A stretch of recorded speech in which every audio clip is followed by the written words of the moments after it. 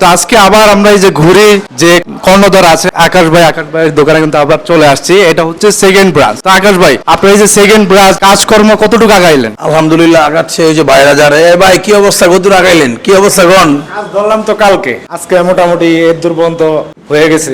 আমাদের বেশি সময় লাগবে না, 4 দিন কি 5 দিন। মানে হচ্ছে আমরা এটা টাইলস করা ছিল না, টাইলস করছি নিচে, ওই ভাঙ্গা টাইলস করছি, ভিতরে পানির লাইন টানছি, এগুলো করতে একটু লেট হয়ে গেছে। সমস্যা নাই, আমরা আশাবাদী 20 তারিখের মধ্যে দোকান উদ্বোধন করব। 20 তারিখের মধ্যে কমপ্লিট? এই মাসের 20 তারিখ। আচ্ছা, আপনার যে সিগনেচার যে ইয়াগুলো আছে, যে আপনার ডিজাইনগুলো, এই ডিজাইনগুলো কি সেম হবে? আমাদের একেবারে সবগুলো আউটলেট যতগুলো দোকান দিব মানে সামনে ভবিষ্যতে আল্লাহ যদি দেওয়ায়, তবে আমরা সবগুলো ডিজাইনই সেম রাখার চেষ্টা করবো। ধরেন এই যে দিক দিয়া গরুরা ভাঙ্গা ঢুকে যাবো গা, এই হাটবোর্ড মাটবোর্ড ভাঙ্গা, দেয়ালটা ভাঙ্গা গরুরা ঢুকে যাবো গা, এদিক দিয়ে ডিজাইন হবে। আমাদের ওই দোকানের ডেকোরেশন যা, আমাদের প্রতিটা আউটলেটের ডেকোরেশন সেম হবে। আর আপনার সিগনেচার ডেকোরেশন যেটা ওটাই থাকবে। খাবার তো আপনার কারখানা থেকে আসবে খাবার। খাবারের জায়গাটা আরো স্ট্রং করতেছে এই দোকান দেওয়ার পরে। আমরা ভাবছি যে খাবারের মানটা আরো স্পেশাল, সার্ভিস সব মিলাইয়া আরো বড় প্ল্যান করতেছি। এখন হচ্ছে আমরা একটা গাড়ি কিনতেছি, একটা পিক আপ কিনতেছি। আমাদের কারখানাটা থেকে আমাদের 2 দোকানে মাল দিবে। এখন আমাদের প্রথম একটা দোকান হলে পিক আপ কিনলে পোষাইতো না, পিক আপের তো একটা খরচ আছে। তখন 2 দোকান হয়েছে, এখন কারখানা আমরা অনেক বড় কারখানা নিছি, মানে যাতে অনেক খাবার রান্না করতে পারি। ওই সব আগের সিস্টেম সব বাদ দিয়া বড় কারখানা, তারপর হচ্ছে খাবারের মান আরো উন্নত, 100% আরো উন্নত হবে আমার এই নতুন কারখানায়। কারণ ওইখানে হচ্ছে আমার বাসার পাশে কারখানা, আমি নিজে ধরেন মশলা যা আছে আমার নিজের হাত দিয়ে দিব, এর জন্য ভালো হবে। আর ওইটা তদারকিটা করতে পারি নাই তো সব মিলাইয়া, এর জন্য এখন দেখা গেছে এভারেজ একটা খাবার পাচ্ছে।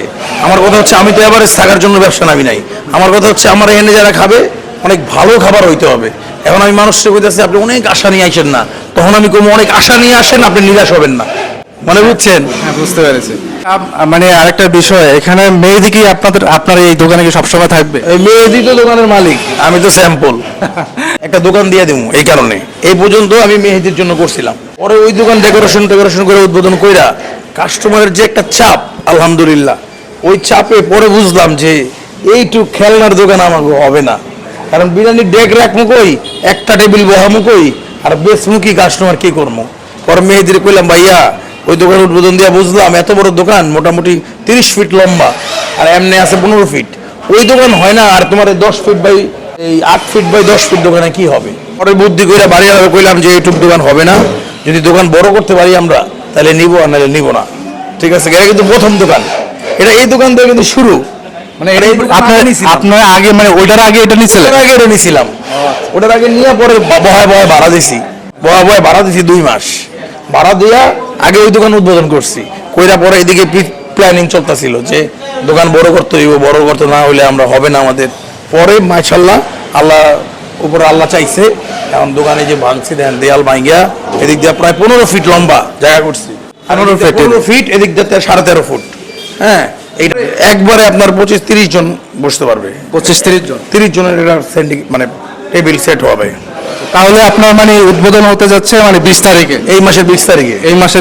সবাই চলে আসবেন, মিষ্টি খাইবেন, আপনিও চলে আসবেন ইনশাআল্লাহ।